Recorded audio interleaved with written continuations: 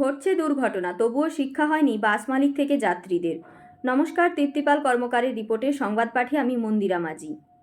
খুকুরদহ ব্রিজের ওপর হাইট বার পেরোতে গিয়ে এর আগে বেশ কয়েকটি দুর্ঘটনা ঘটেছে। দুর্ঘটনার কবল থেকে বাদ যাননি যাত্রী থেকে শুরু করে বাস কর্মীরা।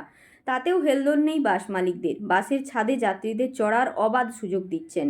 আর ছাদে চড়ে দাসপুর থানার সীমান্তে খুকুরদহ ব্রিজের দুদিকের হাইট বার গলে পার হচ্ছেন যাত্রীরা।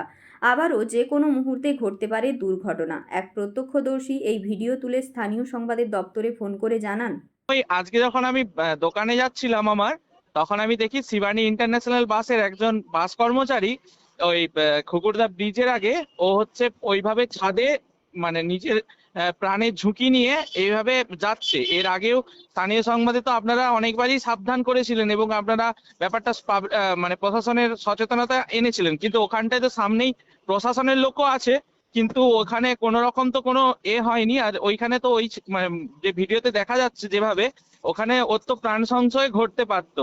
এই ব্যাপারটা একটু যাতে সচেতন হয় বাস মালিকরা, বাস কন্ট্রাক্টররা, এটার ব্যাপারের জন্য আমি আপনাকে ফোনটা করেছি।